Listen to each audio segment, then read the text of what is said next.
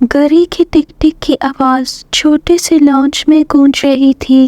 ہر طرف سناٹا تھا، سب سو گئے تھے۔ رات کے 12 بجے تو میری نظر بے ساختہ گھڑی پر دوبارہ سے گئی۔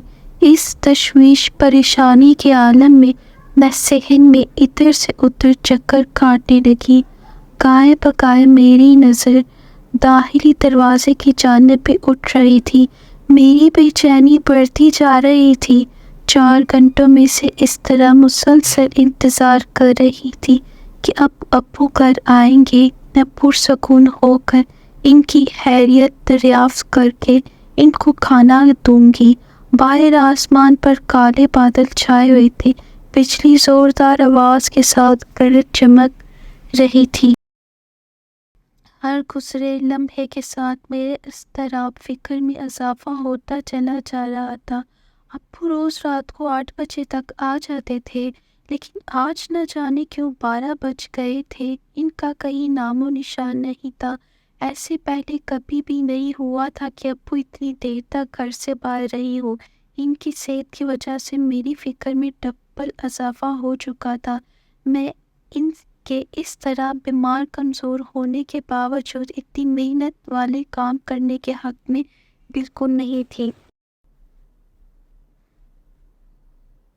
لیکن مجبوری اس قدر تھی کہ کوئی چارہ نہ تھا اس کے سوا۔ اب تو چلتے چلتے میری ٹانگوں نے بھی جواب دے دیا۔ تھک کر بالآخر میں پاس پڑی ایک پیڑھی پر بیٹھ گئی تھی۔ ابو کی غیر موجودگی سے اب مجھے خوف آنے لگا تھا۔ مختلف قسم کے وسوسے آنے لگے تھے۔ امی کو بھی نہیں کہہ سکتی تھی، اتنی مشکلوں سے جا کر وہ سوئی تھی۔ اب ابو کے بھی ابھی تک گھر نہ آنے کی خبر دے کر ان کو مزید پریشان نہ کر سکتی تھی۔ آخرکار میں نے خود ہی چادر لی کر ابو کو ڈھونڈنے کے لیے فیصلہ کر لیا۔ اپنے اندر کمرے میں اپنی چادر لینے جانے ہی والی تھی کہ دروازے پر ہوئی دستک نے گویا مجھے زندگی کی نوید دے ڈالی۔ میں نے ایک ہی چشمے بنا سوچے سمجھے رات کے اندھیرے میں دروازہ کھول دیا۔ سامنے دیکھا تو ابو کا تھکاوٹ سر کے ساتھ چہرہ ہوا تھا۔ میں نے اللہ کا شکر کیا۔ قریب آنے پر میں نے ابو کو کھانا بنا کر دیا اور ان کے سامنے پیش کیا۔ 5 منٹ کے اندر اندر کھانا لے کر آئی، ابو کے آگے پیش کیا تو انہوں نے کافی انکار کیا کہ ان کا دل نہیں کر رہا کھانے کو، لیکن میں نے ان کو زبردستی کچھ کھانا کھلایا۔ اس کے بعد وہ اپنی جگہ سے اٹھے اوپر اپنی کمرے کی جانب گئے۔ میں نے کھانے کی ٹرے لے کر کچن کی طرف بڑھی، برتن وغیرہ صاف کر کے اب اپنے کمرے میں گئی، کیونکہ تقریباً رات کے 1 بج چکے تھے۔ اب مجھے سخت قسم کی نیند آ رہی تھی۔ اپنے گیلے ہاتھ دوپٹے سے ہی پونچھ کر جو ہی کمرے میں جانے لگی، دروازے پر ہونے والی ایک بار دستک ہونے پر چونک گئی۔ گھڑی کی طرف دیکھا جو کہ 1 بج رہے تھے۔ باہر سے موسم خراب ہونے کی وجہ سے بادلوں کی گرج چمک نے پہلے ہی ایک خوفناک سا منظر بنایا ہوا تھا۔ مجھے خوف آ رہا تھا۔ اس دستک کو نظر انداز کر کے میں کمرے میں جانے کا سوچا، کیونکہ میں اکیلی جوان ایسے کیسے دروازہ کھول سکتی تھی، وہ بھی رات کے اس اندھیرے میں۔ اب تو ابو بھی کافی بیمار کمزور ہو گئے تھے، کمرے میں آرام کرنے گئے تھے۔ امی الگ بیمار رہتی تھی۔ ایک بھائی تھا، وہ بھی چھوٹا تھا مجھ سے، لہٰذا میں کمرے میں جانے لگی کہ ایک مرتبہ پھر دروازے پر دستک ہوئی۔ اس بار تھوڑی تیزی سے ہوئی تھی، جس کو میں نظر انداز ہرگز نہ کر سکی۔ ایسا لگتا تھا کہ کوئی بھی دروازے کے اس پار تھا۔ اس کو کافی جلدی تھی۔ میں نے اللہ کا نام لے کر آخرکار دروازے کے قریب جا کر کھولنے سے پہلے اپنے آپ کو مضبوط بناتے ہوئے پوچھا کہ کون ہے؟ باہر سے پہلے کچھ دیر خاموشی چھائی رہی۔ شاید اس انسان کو میری آواز سنائی نہیں دی ہوگی۔ وہ دستک جاری تھی۔ کچھ دیر بعد میں نے تنگ آ کر دوبارہ پوچھا کہ کون ہے دروازے پر، تو آگے سے جواب آیا کہ بیٹی میں راشد ہوں۔ میں راشد انکل کا نام سن کر تھوڑی پرسکون ہوئی۔ دروازہ کھول دیا۔ راشد انکل میرے ابو کے دوست تھے، ان کے ساتھ ہی کام کرتے تھے۔ مجھے اس وقت رات کو ان کو یہاں موجودگی دیکھ کر بہت حیرت ہوئی۔ میں سمجھی کہ وہ شاید ابو سے کوئی بات کرنا چاہتے ہوں جو ضروری تھی۔ انہوں نے مجھے کہا کہ ہاں بیٹا، بس جلدی میں ہوں، بہت سخت بارش بھی ہونے والی ہے تو مجھے جلد از جلد گھر جانا ہے۔ یہاں میں تمہارے ابو کا پیغام دینے آیا تھا کہ وہ کہہ رہے تھے کہ آج جو کھیتوں میں کام زیادہ تھا وہ تھوڑا لیٹ ادھر ہی تھے۔ اب موسم خراب ہونے کی وجہ سے وہ آج رات گھر نہیں آ سکیں گے کیونکہ راستہ بھی خراب ہو جاتا ہے۔ وہ صبح آ جائیں گے۔ چلے اچھا بیٹا، اب میں چلتا ہوں، اپنا خیال رکھنا، دروازہ اچھے سے بند کر کے سو جانا، کوئی بھی آئے تو نہ کھولنا دروازہ۔ راشد انکل تو یہ سب کچھ کہہ کر چلے گئے، لیکن پیچھے سے میں ساکت وجود کے ساتھ کھڑی کی کھڑی رہ گئی۔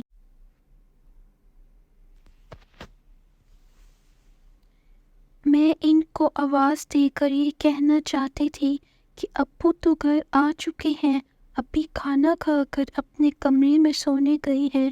اسی طرح ٹرانس کی سی کیفیت میں نے دروازہ بند کر کے چٹکی لگا دی۔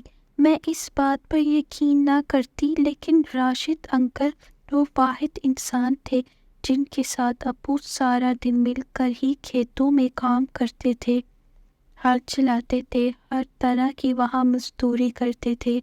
اگر وہ کہہ رہے تھے کہ ابھی ابو کے ساتھ ہی ہے، انکل کو گھر میں کوئی ضروری کام تھا جس کی وجہ سے وہ جا رہے تھے، ورنہ وہ بھی ساری رات وہیں گزارتے۔ گاؤں کے راستے ویسے ہی کافی کچے ہوا کرتے تھے، اوپر سے اگر کوئی بارش طوفان آ جائے تو چلنے کا سوال ہی پیدا نہیں ہوتا تھا۔ اس وجہ سے وہ بھی جلدی جلدی گھر کے لیے دوڑتے ہوئے گئے۔ یہ سب باتیں سوچ کر میرا چہرہ سفید پڑ گیا۔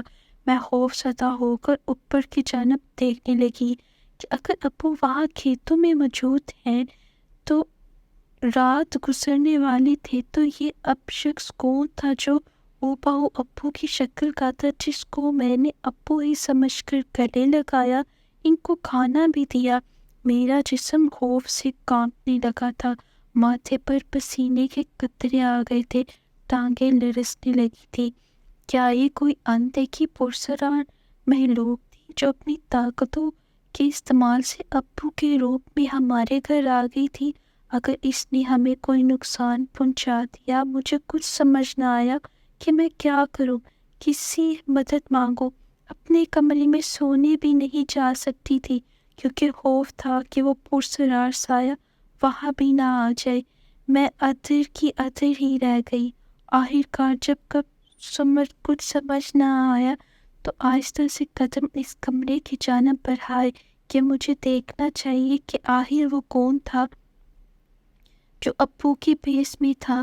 مجھے ہی اب کچھ ہمت کرنی تھی، حالانکہ میرا حال ایسا تھا کہ خوف سے جان جا رہی تھی۔ لرزتی ٹانگوں کے ساتھ سیڑھیاں چڑھی، دل میں آیت کرسی کا ورد کرتی رہی کہ بس کسی طرح خیری و عافیت سے وہاں پہنچ جاؤں۔ میں دعا کر رہی تھی کہ ایسا نہ ہو واقعی ہی وہ میرے ابو ہو، لیکن حقیقت کو جھٹلا بھی تو نہیں سکتی تھی۔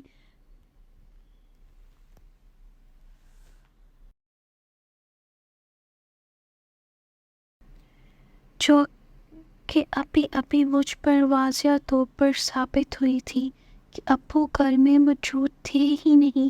کمرے کے دروازے پاس پہنچ کر میں نے آہستہ سے دستک دی۔ ایک دم اندر جانے کی ہمت مجھ میں قطعاً نہیں تھی۔ جب اندر سے کوئی جواب نہ آیا تو میں نے دھیرے سے دروازہ کھولا، ڈرتے ڈرتے اندر نگاہ ڈالی۔ سانس میری دھونکی کی طرح پھول رہی تھی۔ اندر قدم رکھا، ساری جانب نگاہ دہرائی، لیکن حیرت انگیز طور پر اس کمرے میں کوئی موجود نہ تھا، بلکہ کمرہ اس طرح سنسان پڑا تھا کہ جیسے وہاں پر کوئی آیا ہی نہ ہو۔ بستر پر دیکھا تو وہاں پر کوئی سلوٹ نہ नहीं थी, जैसे कोई इधर बैठा ही ना हो। हालांकि अब्बू कह रहे थे कि अब बस सोने लगा हूँ। मैंने पूरा कमरा जान लिया था, लेकिन किसी का नामो निशान तक ना था। खौफ इस कदर हावी था कि फौरन कमरे से बाहर आई, अपने कमरे का रुख किया। अपने कमरे में आते ही मैंने दरवाज़ा बंद किया, अच्छे से बिस्तर पर जाकर लेट गई थी। मेरा जिस्म कांप रहा था, अपनी आंखें जोर से मीचते मैंने अपने आप को इन सब हालात से ज़हनी तौर पर पुरसकून करना चाहा। दिल में आयत कुरानी का विर्द करते करते मैं सोने के लिए आंखें मूंद गई थी। मैंने सोच लिया था कि ये सारा वाक़या किसी को भी नहीं बताऊंगी। कल हैरत से अब्बू घर आ जाने बस मेरे लिए यही काफ़ी है। कुछ ही देर में इस खौफ से ज़ेरा ज़ेर मैं नींद की वादियों में चली गई थी। मेरा नाम ज़हरा है। मैं गाँव की एक इंतहाई देहाती इलाके में अपने वालिदैन के एक छोटे भाई के साथ रहती थी। अब्बू खेतों में हल चलाकर मजदूरी करते थे।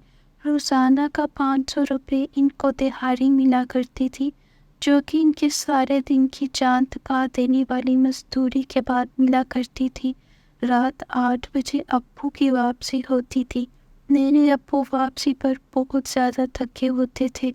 अम्मी मेरी लोगों के घर काम करके 100-200 रुपये हफ्ते का कमा लेती थी, जो कि इस महंगाई भरे ज़माने में बहुत थोड़े थे। अम्मी मेरी लोगों के घर काम करके भी बहुत थक जाती थी। हमारा गुजारा हद से ज़्यादा मुश्किल होता था। सब घर वाले बमुश्किल 2 वक्त का खाना खा सकते थे। बाकी हमारे घर में ऐसी कोई आसाइश नामयस्सर थी जिससे हम एक लम्हे की भी सहूलत मिलती। अब्बू को एक दफ़ा खेतों में हल चलाते हुए शाम के वक़्त किसी जहरीले बिच्छू ने काट लिया था, जिसका जहर कुछ देर बाद निकल तो गया, लेकिन इसने अब्बू को आहिस्ता आहिस्ता कमज़ोर करना शुरू कर दिया था। हमारे पास इतने पैसे ना थे कि किसी डॉक्टर को बताते कि अब्बू की तबीयत क्यों दिन ब दिन गिरती जा रही थी। गांव के ही किसी हकीम से हमने कोई दवाई ली थी, लेकिन इससे कोई अफाका ना हुआ था। अब्बू ये काम किसी सूरत नहीं छोड़ सकते थे, क्योंकि इस मजदूरी से हमें कुछ ना कुछ खाने का मिल जाता था। अगर ये भी ना हो तो नौबत फाकों तक आ जाती। अम्मी लोगों के घर सफाई करते हुए सारा सारा दिन गुजार देती थी। इन्हीं दिनों में एक रोज़ी अम्मी किसी के घर सफाई करते हुए गीली ज़मीन पर बेध्यानी फिसल गई थी। इनकी दिल हराश चीख सुनकर इन लोगों ने जल्दी से हम लोगों को बताया। मैं दौड़ी दौड़ी इस घर में गई, अम्मी को औरतों की मदद से उठाकर घर लाई। काफ़ी देर टकोर करने मालिश करने के बाद जब अम्मी के कमरे के दर्द में कोई फ़र्क ना आया तो हम परेशान हो गए थे। कुछ नहीं कर सकते थे क्योंकि डॉक्टर के पैसे थे ही नहीं। अगला दिन हमारे लिए एक भयानक इंकशाफ लेकर नमूदार हुआ था। मैं अम्मी के कमरे में गई, इनको बैठा कर मालिश कर दूंगी, लेकिन जो ही वहां पहुंची तो अम्मी सारों को उतार रही थी। मैं दौड़ के इनके पास गई तो अम्मी ने कहा, मुझसे उठा नहीं जा रहा। मैंने हैरान होकर इनको बैठाने की कोशिश की, लेकिन नाकाम ठहरी थी। ये खबर हम पर क़यामत बनकर उतरी। ठीक है, अम्मी अब कभी अपने पैरों पर नहीं चल सकेंगी। इनके इलाज के लिए काफ़ी लाखों रुपए की ज़रूरत थी, जो कि हमारे पास सारी उम्र नहीं आ सकते थे। ये खबर एक शौक से कम नहीं थी हमारे लिए। सारी घर की जिम्मेदारी अब मुझ पर आ गई थी। सारे काम करते करते मुझे इतनी थकावट हो जाती थी कि रात को सोते वक्त जिस्म में तकलीफ़ होती थी। इस तरह ज़िंदगी, जो कि पहले ही एक बहुत मुश्किलों से चल रही थी, अब मज़ीद तकलीफ़ी हो चुकी थी। اگلی صبح میں جاگی تو رات کا وہ سارا بھیانک منظر میری نظروں کے سامنے گھومنے لگا تھا۔ ایک ہی جست میں اٹھی، بسترا اٹھایا، باہر کی جانب بھاگی، سارا گھر گھوم کر دیکھا، لیکن ابو ابھی تک نہ آئے تھے۔ مجھے صحت پریشانی ہونے لگی۔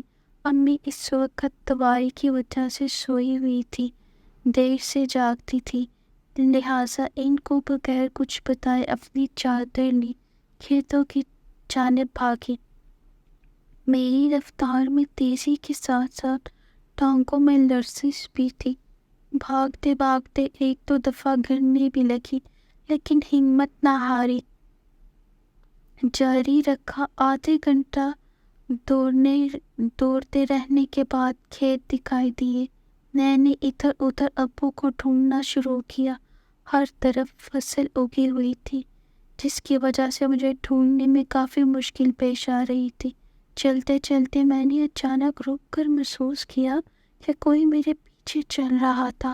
میں نے رک کر دیکھا تو کوئی نہ تھا۔ مجھے حیرت ہوئی کہ پیچھے کا ساری ہل رہی تھی، لیکن دیکھنے پر کوئی بھی نہ دکھائی دیا۔ مجھے اپنا وہم لگا، اس نے دوبارہ چلنا شروع کیا۔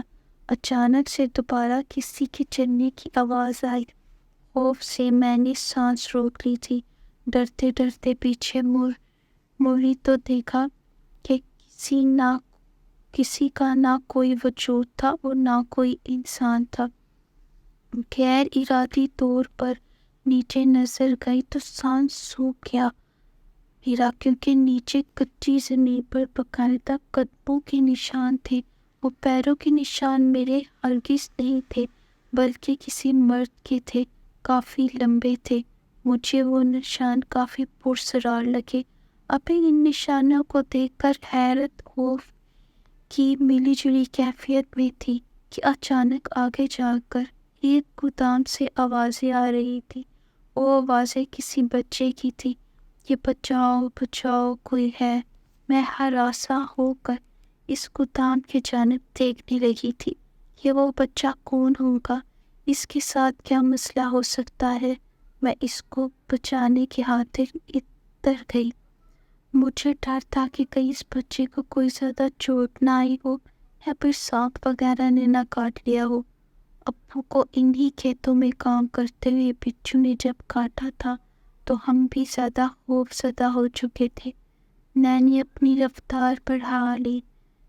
گودام کے قریب پہنچ کر میں نے دروازہ کھولا تو باہر سے اس بچے کی آواز ابھی بھی آ رہی تھی۔ میں نے اس بوس کا بنا ہوا دروازہ کھول کر اندر دیکھا تو خوف سے میری چیخ نکل گئی۔ دوڑ کر ایک ہی لمحے میں اندر گئی۔ ابو ابو اٹھے، آپ اٹھ کیوں نہیں رہے؟ مجھے ڈرائے مت پلیز، اپنی آنکھیں کھولیں۔ میں نے کافی آوازیں دینے کے بعد ابو کو جاگتے ہوئے نہ پایا تو پاس پر ایک مٹکے میں پانی نکال کر ان کے چہرے پر پانی پھینکا۔ کچھ دیر بعد ابو کی آنکھیں ہلکی ہلکی کھلی تھی۔ میری آنکھوں سے آنسو نکل رہے تھے۔ بہت مشکل سے ان کو اٹھا کر ایک طرف کر کے بٹھایا، کیونکہ وہ گودام کے بیچوں بیچ بے سد بھرے ہوئے تھے۔ ابو سے پوچھنے پر پتہ چلا تو انہوں نے کہا کہ وہ رات کو کام کر کے گھر آ رہے تھے، لیکن موسم خراب ہو گیا تھا۔ اسی وجہ سے میں نے راشد کو بول دیا تھا کہ تم چلے جاؤ، میں گودام میں کسی بچے مجھے گودام میں کسی بچے کے چیخنے کی آواز آئی تو میں ادھر بھاگا چلا آیا۔ آ کر اچانک میری کمر میں بچھو کے ڈسنے والی جگہ پر بے تحاشا درد اٹھا۔ میں ادھر ہی ہوش سے بیگانہ ہو گیا تھا۔ میں نے ابو کے چہرے کو دیکھا جہاں پر درد کے آثار واضح تھا۔ ایسے لگتا تھا کہ یہ زہر ان کو اندر ہی اندر ختم کر رہا تھا۔ ان کے لیے یہ کام کرنا بہت خطرناک ثابت ہوتا جا رہا تھا۔ ابو کو آرام کی ضرورت تھی۔ ان کے لیے اب اس طرح کھیتوں کا کام کرنا انتہائی مشکل تھا۔ میں نے اب پکا ارادہ کر لیا تھا کہ ابو کو کام کے لیے نہیں بھیجوں گی۔ कोई भी चीज़ अप्पू की जान से ज़्यादा अजीज ना थी। मैंने इर्द गिर्द देखा कि किसी से मदद लेकर अब्बू को घर ले कर जा सकूं। कुछ देर बाद इस गोदाम के बाहर कुछ खटपट की आवाज़ आई। मैं चौकन्ना हुई, अपनी चादर दुरुस्त की, दरवाजे की सिमत देखा तो एक आदमी अंदर आया। मुझसे पूछा कि क्या कोई मसला है या मदद की ज़रूरत है। मुझे इस वक्त अशद आदमी की आमद किसी फरिश्ते की मानंद मालूम हुई। अल्लाह का शुक्र अदा करके इस आदमी को सारा मामला बयान किया। इसने बगौर मेरी सारी बात सुनी। मैंने देखा कि आदमी का कद काफ़ी लंबा था। बेइख्तियारी में मेरी नज़रें इस आदमी के पैरों की जानिब गई, जो कि बहुत ही लंबे थे। इसे बेजूते न पहने थे। मुझे इस वक्त ज़मीन पर बने पैरों के निशानों का ख्याल आया कि इस आदमी ने भी जूते नहीं पहने थे। तो क्या ये मेरे पीछे जो अनदेखा एहसास आ रहा था, मेरे देखने पर मुझे कुछ दिखाई ना देता था, वो यही आदमी था। मुझे खौफ आया, लेकिन इस आदमी का इखलाक, मदद की ऑफर सुनकर मैं इनकार ना कर सकी। मैंने इसकी मदद से अप्पू को एक टांगे पर लटाया और घर रवाना हुई। घर पहुंचकर अप्पू को इस आदमी ने ही अपने जोर पर अंदर कमरे में बिस्तर पर लटाया था। जाते जाते मैं चूक के सोच लिया था कि अब से अप्पू काम पर नहीं जाएंगे, बल्कि मैं ही कोई ना कोई काम ढूंढने की कोशिश करूंगी। जाते वक्त जब वो आदमी जाने लगा तो मैं इसके पीछे ही बाहर निकली, इसको आवाज़ दी। वो पीछे पलट कर मुड़ा, मुझे देखा।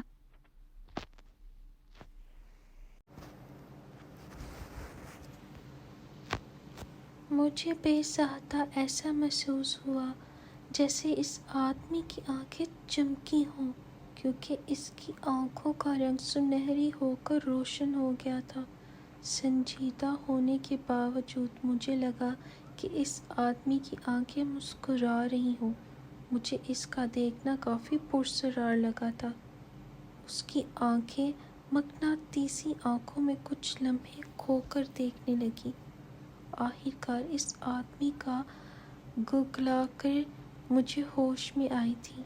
शर्मिंदगी का एहसास अचानक से मुझे हुआ था, जिसकी वजह से मेरे चेहरे पर सुर्खी छा गई थी, गाल दब गए थे। अचानक इस आदमी की जानिब देखा तो इस कौमियत से अपने चेहरे के नकोश तकते पाकर मैंने बात का आगाज़ किया। मैंने इस आदमी से कहा कि कल से अप्पू की जगह मैं काम किया करूँगी। इनकी तबीयत ठीक नहीं होती। मैं समझी थी कि शायद वो भी वहाँ पर कोई मज़दूर ही था, अप्पू के साथ ही काम करता होगा। मुझे इस बात में इतना मसला नहीं लगा था। इस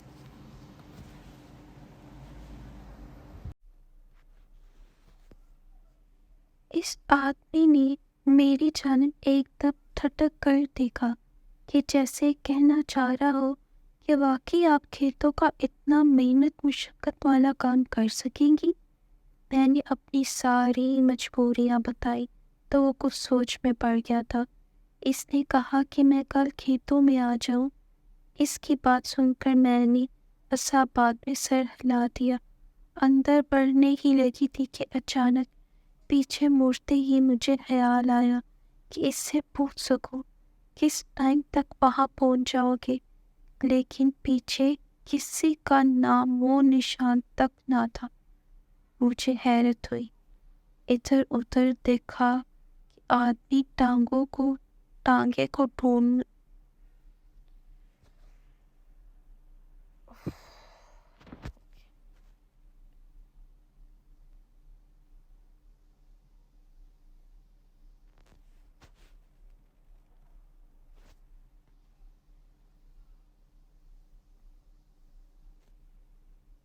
लेकिन दोनों ही सर से पुरस्कार तौर पर गायब थे। काफ़ी दफ़ा آگے پیچھے دیکھنے کے بعد بھی جب کوئی سراغ نہ ملا تو اندر آ گئی دروازہ بند کر دیا۔ ابو کو ناشتہ بنا کر اپنے ہاتھ سے کھلایا۔ امی بھی جا گئی تھی۔ ابو بار بار پوچھنے لگے کہ میری طبیعت کیسی ہے۔ میں ان کی طبیعت کے بارے میں امی کو بھی بتا دیا تھا کہ ایک آدمی کی مدد سے ابو کو گھر لائی تھی۔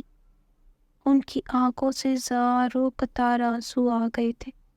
اپنے والدین کو اس قدر تکلیف لاچار حالت میں دیکھ کر میرا دل خون کے آنسو رونے لگا تھا۔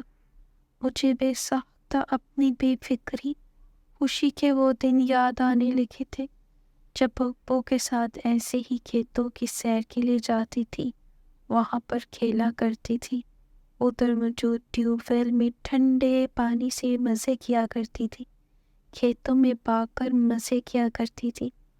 امی مجھے اکثر روکتی تھی کہ کھیتوں میں لڑکیوں کا جانا اچھا نہیں ہوا کرتا، وہاں پر بہت سارے درخت پودے ہوتے ہیں۔ ان پرانی زمینوں پر بہت سے لوگوں نے کچھ پرسرار سائے کی موجودگی کو محسوس کیا تھا۔ ہر کوئی اپنی بچیوں کو ان کھیتوں میں جانے کی اجازت نہ دیتا تھا۔ ان کو خوف تھا کہ یہ اندر دیکھے پرسرار سائے عاشق نہ ہو جائے، ان کی معصوم بچیوں پر ان کی زندگیوں کو قید نہ کر لے۔ میں نے اپنی امی کو بتایا کہ اب سے ابو کام پر نہیں جائیں گے کیونکہ اس سے ان کی صحت خطرناک حد تک خراب ہو رہی ہے۔ امی نے سن کر بے ساختہ نفی میں سر ہلایا۔ انہوں نے صحیح سے مجھے منع کیا، کچھ بھی نہیں ہوگا، لیکن تم وہاں پر نہیں جاؤ گی۔ وہ کسی صورت میرے گھر سے باہر کام کرنے پر آمادہ نہ تھی۔ ان کا کہنا تھا کہ میرا چھوٹا بھائی کسی جگہ مزدوری کر لے گا۔ میں نے صاف انکار کر دیا کیونکہ وہ ابھی محض 8 سال کا تھا۔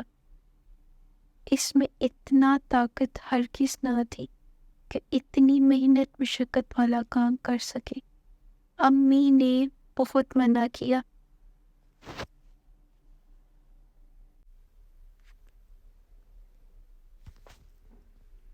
امی سے کسی قسم کی بحث کرنے کی خود میں ہمت نہ پاتے تھے۔ کھیتوں میں ہل چلانے جیسے مشقت مانگنے والے کام کبھی نہ کر سکتے تھے۔ میں نے امی کو کسی نہ کسی طرح قائل کر لیا تھا۔ وہ راضی تو نہ ہوئی تھی، لیکن ابو کی بگڑتی حالت کو دیکھتے ہوئے ان کو خاموشی اختیار کر لینی پڑی تھی۔ ان کا دل خوف سے سوکھے پتے کی مانند لرز رہا تھا۔ مجھے انہوں نے بہت سی نصیحتیں کی تھی کہ کسی اکیلی جگہ پر نہ گھومو، کھیتوں میں زیادہ دیر تک ہرگز نہ ہو۔ میں نے ان کو یقین دہانی کروائی، اپنے کمرے میں آ کر لیٹ گئی تھی۔ میں کمرے میں گئی تو کمرے میں روشنی آ رہی تھی کیونکہ کھڑکی کھلی ہوئی تھی۔ آج موسم صاف تھا، دھوپ چھپ چھن کر کے اندر آ رہی تھی۔ میری نظر کھڑکی کے پاس گئی تو وہاں ایک خرگوش بیٹھا ہوا تھا۔ سفید رنگ کا خرگوش تھا، اس کی آنکھوں کا رنگ سرخ تھا۔ وہ اس قدر پیارا تھا کہ فوراً اس کے پاس گئی اسے اٹھانے کے لیے، لیکن میرے قریب جاتے ہی وہ کھڑکی سے باہر چلا گیا۔ میں نے فوراً باہر کی جانب دوڑ لگائی تاکہ اس خرگوش کو پکڑ سکوں، کیونکہ مجھے یقین تھا کہ وہ اتنی جلدی نہیں جا سکتا تھا۔ لیکن جو ہی باہر گئی وہاں اس خرگوش کا کوئی وجود نہ تھا۔ میں نے ادھر ہی کھڑے ایک بچے سے پوچھا کہ اب ایک خرگوش یہاں آیا تھا، تم نے دیکھا کیا؟ اس بچے نے نفی میں سر ہلایا، لا علمی کا اظہار کیا۔ مجھے یقین نہ آیا کہ آخر کیسے وہ خرگوش 1 منٹ سے بھی کم ٹائم میں غائب ہو سکتا تھا۔ مجھے وہ خرگوش پرسرار لگا، اس لیے اس کا خیال کو ذہن سے جھٹکا کمرے میں دوبارہ آ کر اپنے بیڈ پر بیٹھ گئی تھی۔ اب کی بار میں نے کھڑکی کو کس کر کے بند کر دیا تھا۔ کمرے سے باہر چلی گئی تھی۔ میرے ذہن میں کل کو لے کر سوچے جا رہی تھی کہ نہ جانے وہ لوگ مجھے کیسا کام دیتے ہیں۔ اگر کوئی بہت طاقت والا کام ہوا میں نہ کر سکی تو اس کا مطلب دن کی دیاری نہیں ملے گی۔ اگر یہ پیسے بھی نہ ملے تو ہم کیسے کھانا کھائیں گے؟ ابو امی تو پہلے ہی اس قدر کمزور ہو چکے تھے، یہ فاقے تو ان کے لیے مزید جان لیوا ثابت ہو سکتے تھے۔ نہیں، میں ہر حال پہ یہ کام کروں گی۔ اس کے علاوہ تو کوئی کام، ہمیں اتنا پیسے نہ ملتے اس مہنگائی کے دور میں۔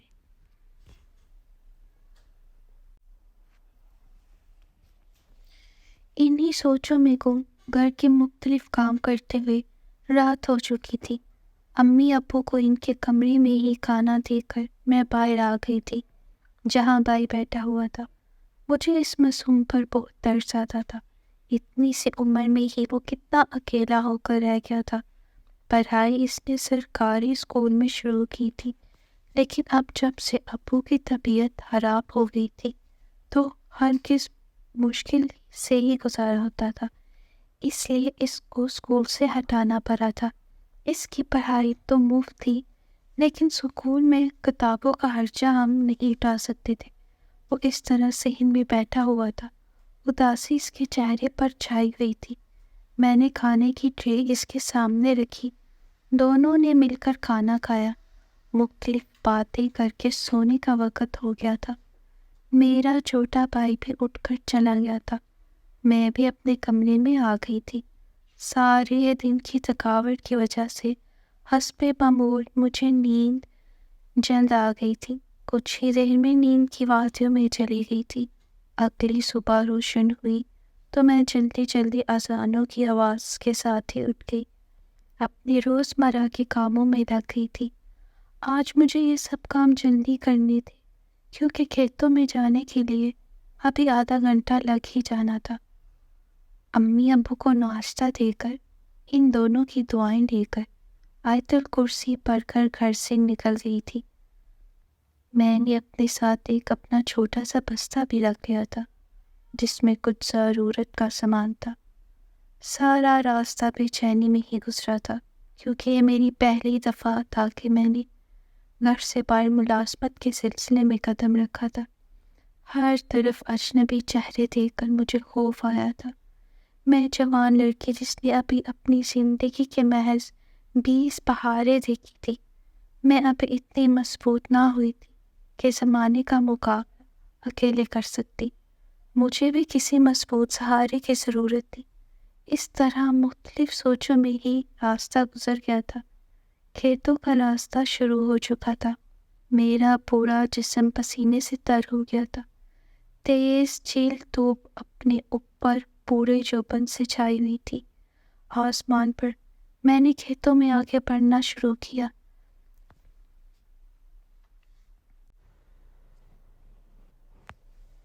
میری نظریں ادھر ادھر اس آدمی کو تلاش کر رہی تھیں تاکہ اس سے کام کے حوالے سے بات کر سکوں۔ جب کہیں پر بھی وہ دکھائی نہ دیا تو خود پر افسوس ہوا کہ کاش اس سے ٹائم پوچھ لیتی کہ کس وقت آنا تھا، کہاں پر پہنچنا تھا۔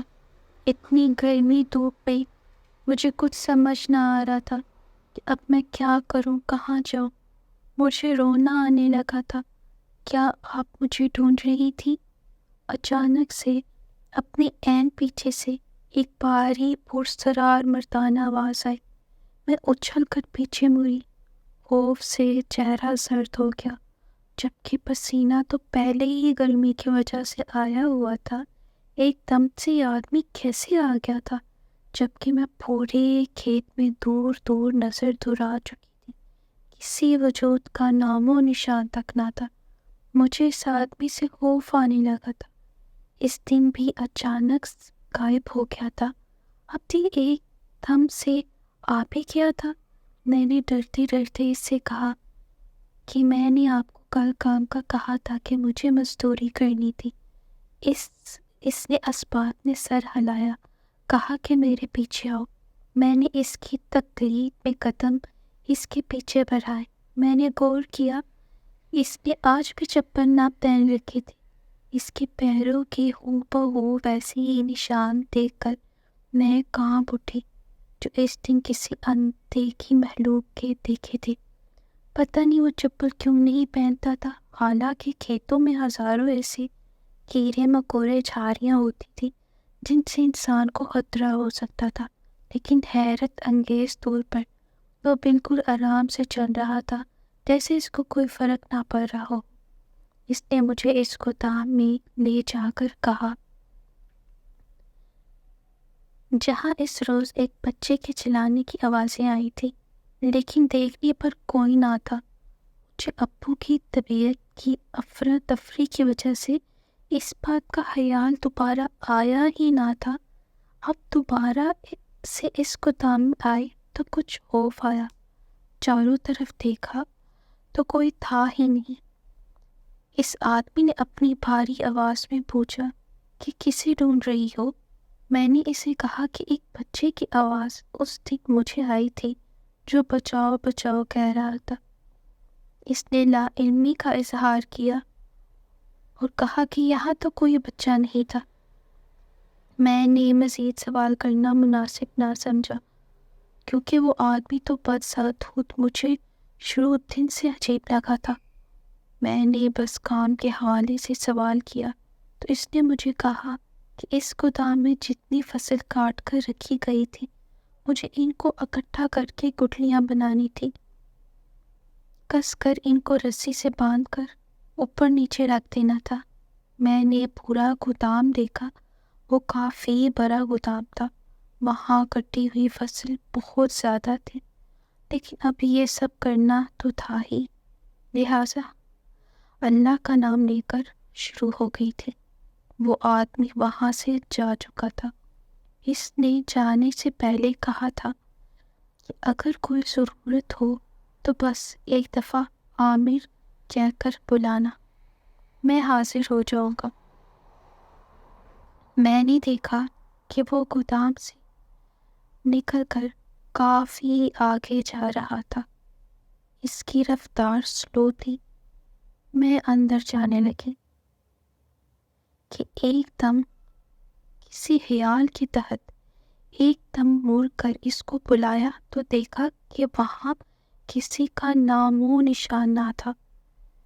ایک مرتبہ پھر سے میرے لیے یہ شاک کی بات تھی۔ وہ آدمی تو کہیں نہ تھا، البتہ ایک بہت بڑا باز آسمان سے اڑتا ہوا آگے کی جانب چل دیا۔ سارا کھیت سنسان پڑا ہوا تھا، کوئی بھی وہاں نہ تھا۔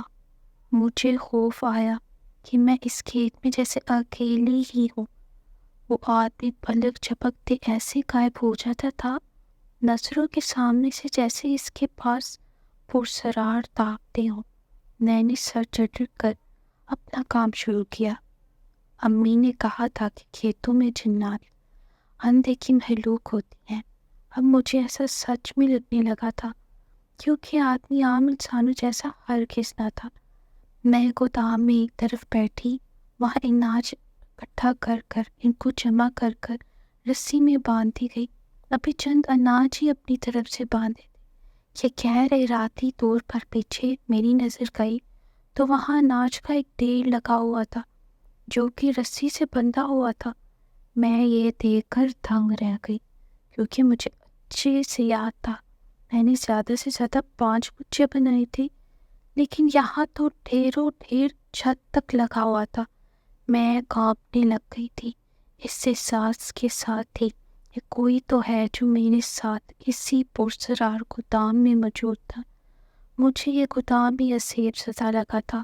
خوف سے کانپتے ہاتھوں کے ساتھ جلد از جلد باقی کے کچھ ہی بچے ہوئے اناج کو اکٹھا کیا کیونکہ باقی تو سارا تقریباً کسی اندیکھی مخلوق نے کر دیا تھا۔ آخر وہ میری مدد کیوں کر رہا تھا؟ یہ سوال ذہن میں کھٹکا جس کا کوئی جواب نہ تھا میرے پاس۔ کام مکمل ہوتے ہی باہر نکلی، ہر طرف دیکھا تو شام ہونے 10 کچھ وقت ہی باقی تھا۔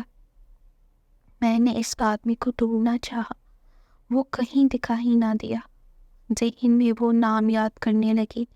اس شخص نے کون سا نام پکارنے کو کہا تھا؟ اچانک دماغ میں کلک ہوا، عامر، یہ نام ابھی میں نے سرگوشی میں ہی کہا تھا۔ اپنے کان کے نزدیک اسی سرگوشی والے انداز میں جواب آیا، مجھے بلایا، میں آصف۔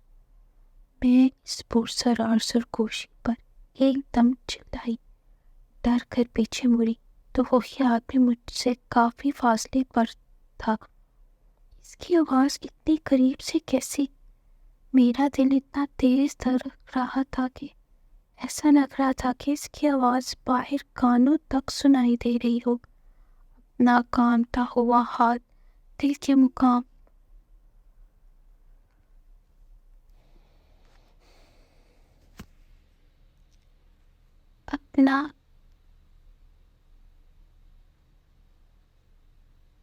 اپنا کانپتا ہوا ہاتھ دل کے مقام پر رکھ کر لمبے لمبے سانس لینے لگی تھی۔ وہ آدمی مجھے ہی دیکھتے جا رہا تھا، مکمل خاموشی کے ساتھ میرے بولنے کا انتظار کر رہا تھا۔ میں تو خوف سے اس قدر ڈر گئی تھی کہ بس اب اپنی تہاری لے کر یہاں سے جانا چاہتی تھی۔ ڈرتے ڈرتے اس آدمی کو کہا کہ سارا کام ہو گیا ہے۔ اس نے کہا، مجھے معلوم ہے۔ میں چونک کر اس کی جانب دیکھی کہ اس کو کیسے معلوم، یہ تو ابھی یہاں آیا تھا۔ اس نے آگے سے کوئی بات مزید نہ کی، بلکہ جیب میں ہاتھ ڈال کر 1000 روپے کا نوٹ نکال کر مجھے تھمایا کہ یہ میری آج کی تیاری تھی۔ میں اس 1000 کے نوٹ کو دیکھ کر حیران رہ گئی، کیونکہ یہ تو بہت زیادہ تھے۔ میرے ابو تو ساری عمر اتنی مشقت کر کے اتنا ایک دن میں نہ کما سکے۔ میں نے تو یہ زیادہ کام بھی نہیں کیا تھا۔ میں نے اس آدمی کو کہا بھی تھا کہ اتنے پیسے، اس نے کہا، کیوں کم ہے؟ بے ساختہ میں نے نفی میں سر ہلایا۔ چپ چاپ وہ تھام کر گھر کے جانب روانہ ہو گئی۔ واپسی پر پیدل چلتے ہوئے شام ہو گئی تھی۔ راستہ کافی سنسان تھا، اندھیرا پھیلتا جا رہا تھا۔ مجھے خوف آ رہا تھا کہ کہیں وہ آصف میرے پیچھے نہ آ جائے۔ اپنی چادر پر قریب مضبوط کرتی میں اپنے پیغام کو سختی سے تھامے ہوئے جا رہی تھی۔ چلتے چلتے ایسا لگا کہ کسی کے پروں کی پھرپھرانے کی آواز آئی ہو۔ میں نے ادھر ادھر دیکھا تو کوئی نہ تھا۔ اپنے دھیان راستے کی طرف لگا کر جلدی جلدی قدم بڑھاتی گئی۔ کچھ آگے گئی تو پھر سے پروں کی آواز آنے لگی تھی۔ اس مرتبہ آواز کچھ تیز نزدیک سے آ رہی تھی۔ میں نے ڈر کے مارے آگے پیچھے دیکھا، کچھ نہ نظر آنے پر بے ساختہ اوپر نگاہ اٹھائی۔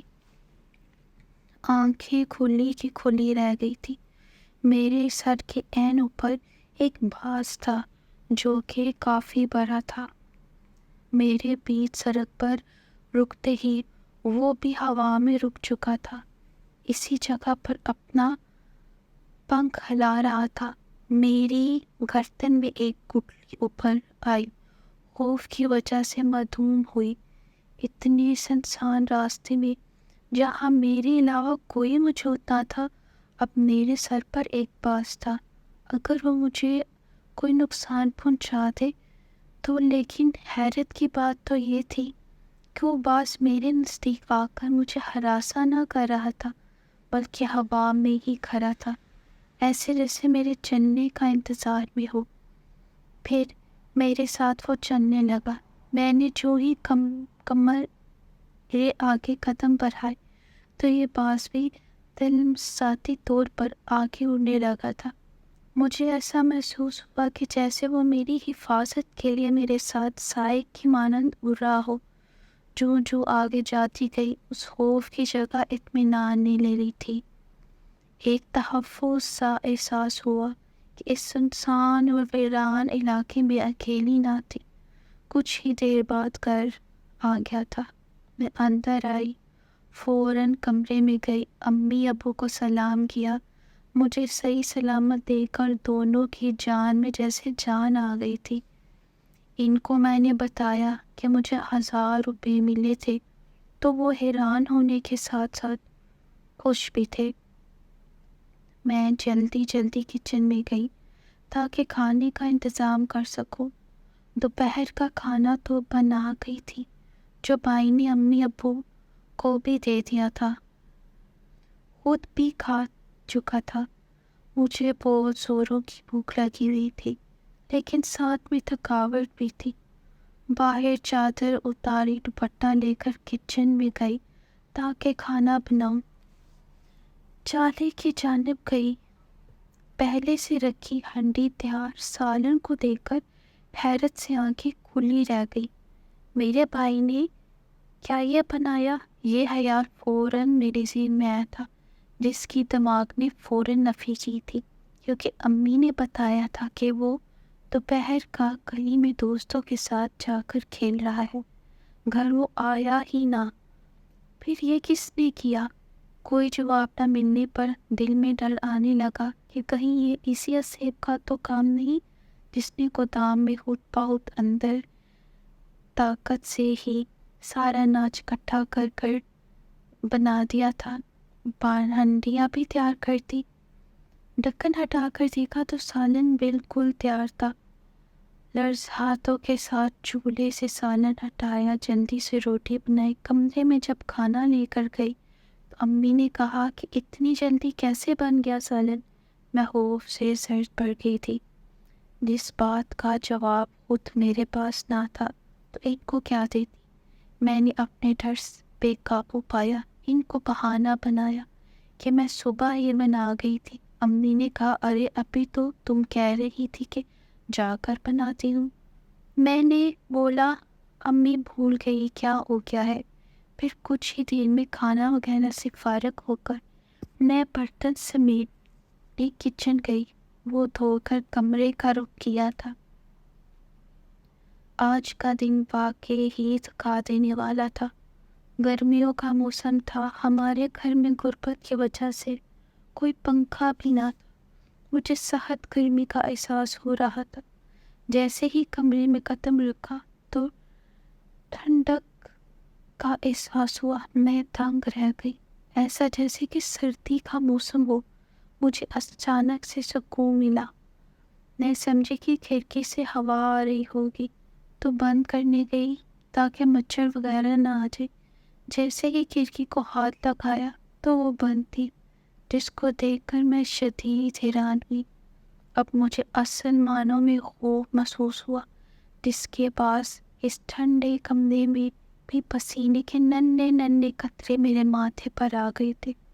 میں نے ہر جگہ دیکھا کہ کچھ پرسرار احساس ہو جس نے اپنی طاقت سے اس کمرے کو ٹھنڈا کر دیا تھا۔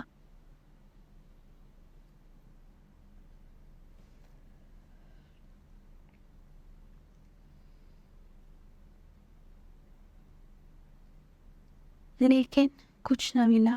تھک ہار کر اپنے بستر پر سونے لیٹ گئی۔ تھکاوٹ اس قدر حاوی تھی کہ کچھ ہی دیر میں آنکھ لگ گئی تھی۔ اگلے دن بھی اسی طرح اذان کی آواز کے ساتھ جاگی، وضو کر کر نماز ادا کی، دعا میں اپنے گھر والوں کے لیے دعا مانگی۔ اس کے بعد اس پرسرار سائے سے حفاظت کی دعا مانگی کہ اس سے مجھے کوئی نقصان نہ ہو۔ جو کوئی بھی ہے مجھے اس کا پتہ چل سکے کہ آخر وہ کون ہے۔ اپنے اللہ سے دل میں دعائیں مانگ کر اٹھی ہی تھی کہ اچانک ٹک کی آواز آئی۔ میں نے آواز کی سمت دیکھا تو کھڑکی پر وہی پاس بیٹھا ہوا تھا جو میرے دکھنے پر اڑ کر چلا گیا تھا۔ میں خوف سے اپنے منہ پر ہاتھ پھیر کر اٹھی، باہر ناشتہ بنانے گئی، سارے کام جلدی جلدی نمٹا کر کھیتوں کے جانب روانہ ہو گئی تھی۔ سارا راستہ کسی کی موجودگی محسوس ہوتی رہی تھی، اپنے پیچھے جس نے میرا سانس سوکھ کر رکھا ہوا تھا۔ میری شدت سے آج تھی کہ بس کسی طرح یہ سایہ میرے سامنے ہے، میں اس سے پوچھ سکوں کہ کیوں وہ میرے پیچھے پڑا ہوا تھا۔ آخر میں نے اس کا کیا بگاڑا تھا؟ اس کا مقصد کیا تھا؟ انہی سوچوں میں راستہ گزر گیا کھیتوں میں چلنا شروع ہو گئی تھی۔ آج مجھے اس آدمی کو ڈھونڈنا نہیں پڑا تھا، بلکہ وہ سامنے ہی کھڑا تھا۔ میں آرام سے اس کے پاس گئی۔ میری نظر اس پر پڑی۔ آنکھیں اس کی پرسرار سی چمک اور سنہری جیسی تھی۔ میں نے واضح طور پر اس کی آنکھوں کی رنگت کو خود بدلتا دیکھا تھا۔ اپنی نظریں جھکا کر اس سے آج کا کام پوچھا تو مجھے ایک فاصلے پر کھڑے کنویں کی جانب لے گیا تھا۔ میں ناسمجھی سے دیکھنے لگی تھی کہ یہ میرا کیا کام ہوگا آج۔ اس نے میری پریشانی دیکھ کر بتانا شروع کیا۔ اس کنویں سے مجھے بالٹی کے ذریعے پانی نکال کر ادھر سے ایک طرف بنے سارے درختوں کی جڑوں میں پانی ڈالنا تھا۔ یہ سارے پھلوں کے درخت تھے۔ مجھے یہ کام اپنی طاقت سے بھر کر لگا۔ وہ میرے چہرے کے بغور دیکھتا رہا تھا۔ میں نے اس کو کہا کہ میں کر لوں گی۔ اس نے اصابات نے سر ہلا دیا، وہاں سے چلا گیا۔ پھر کچھ ہی لمحوں میں نظروں سے اوجھل ہو چکا تھا۔ میں اب اس آدمی کے پاس پرسرار طاقتیں ہونے پر یقین کر چکی تھی، کیونکہ جس طرح یہ جادوئی طور پر اچانک سامنے آتا تھا، اسی طرح اچانک سے غائب بھی ہو جاتا تھا۔ لیکن مجھے اب اس سے خوف نہ آتا تھا۔ بسم اللہ کہہ کر میں نے ساتھ ہی رسی سے بندھی ہوئی بالٹی اٹھائی، پانی کنویں سے بھر کر اس درخت کی جانب لے کر جاتی گئی۔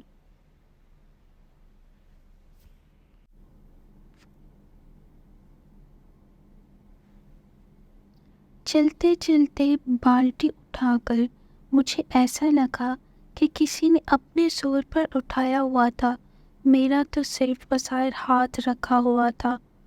میرے ہاتھ کانپنے لگے، گرفت اس بالٹی سے چھوٹتی گئی۔ جو ہی میں نے بالٹی چھوڑی تو زمین بوس ہو گیا، پانی ہر طرف پھیلتا چلا گیا۔ میرا چہرہ زرد ہونے لگا تھا۔ اب میرے صبر کا پیمانہ لبریز ہو چکا تھا۔ یہ جو بھی ہے میرا اندیکھا ہمدرد تھا، جس نے ہر جگہ میری مدد کی تھی۔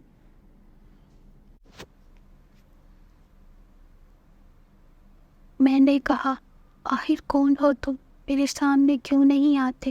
اگر تم نے میری مدد کرنی ہی ہے تو میرے سامنے آؤ۔ میں رونے لگ پڑی۔ میرا صبر کا پیمانہ لبریز ہو چکا تھا کہ اچانک بادل آئے، تیز بارش ہونے لگی اور میرے سامنے اڑتا ہوا وہی عقاب آ گیا۔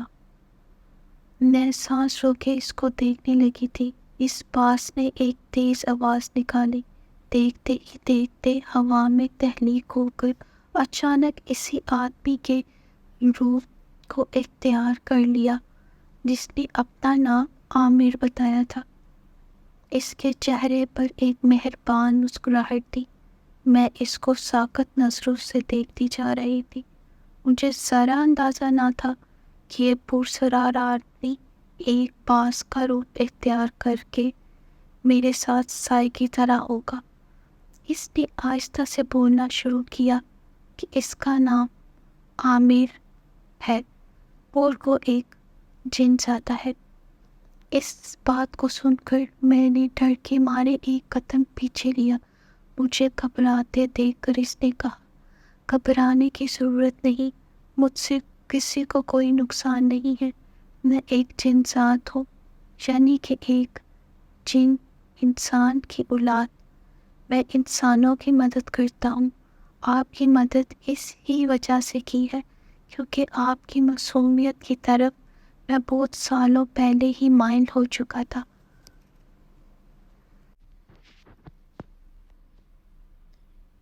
یہ انکشاف سن کر میں دنگ رہ گئی۔ میرے پسینے چھوٹ گئے تھے۔ ڈر کے مارے میرا دماغ گھوم گیا تھا۔ لیکن اس نے مجھے کہا کہ میں تمہیں کوئی نقصان نہیں دوں گا۔ امی سے سن رکھا تھا کہ ایک جن انسان کی شادی ہو جاتی ہے اگر وہ جن اس پر عاشق ہو جائے۔ اس نے یہی بولا تھا۔ جب اس نے آگے مجھ سے شادی کی بات کی تو میں نے نفی میں سر ہلاتے ہوئے کہا، اگر مجھ سے اس آتشی محلوق سے نقصان ہو تو اس نے مجھے کہا کہ آج سے پہلے کبھی ہوا ہے جو شادی کے بعد ہوگا۔ اس کی بات سن کر میں نے کچھ دیر بعد سوچتے ہوئے اس کو کہا، میں تب حامی بھروں گی جب آپ میرے والدین کا علاج کروائیں گے، میرے بھائی کی پڑھائی مکمل ہوگی۔ اپنی امی ابو کو یوں بیمار چھوڑ کر میں کبھی اپنی زندگی میں شادی کا سوچ بھی نہیں سکتی تھی۔ اس نے مجھے کہا کہ بے فکر رہیں، آپ کے گھر جاتے ہی وہ آپ کو بالکل صحت مند ملیں گے۔ میرا منہ حیرت کی زیادتی سے کھلا کا کھلا رہ گیا تھا۔ اس کے بعد اس نے کہا، کیا اب منظور ہے؟ میں نے اس شرط سے حامی بھر لی، لیکن میں نے اس کو کہا، میرے والدین کو یہ حقیقت کبھی معلوم نہیں ہونی چاہیے کہ آپ ایک جن ساتھ ہیں۔ اس نے میری ہر شرط پر سر جھکا کر قبولیت دی۔ اس نے یہ بھی قبول کیا تھا کہ اس رات کو میں اس کے گھر ابو کے روپ میں آیا تھا، وہ یہی تھا، نیز تاکہ میں سکون سے سو سکوں، اور یہ یقین بھی دلایا کہ شادی کے بعد میرے گھر والوں اور میرے ساتھ اس کی حویلی میں رہے گا۔ میں نے اپنے کانپتے ہاتھ کو اس کے ہاتھ میں تھمایا، مسکراہٹ کے سنگ زندگی گزارنے کی حامی بھر لی، اور اس نے آج تک میرا ساتھ دیا۔ ابھی بھی وہ میرے ساتھ رہتا ہے۔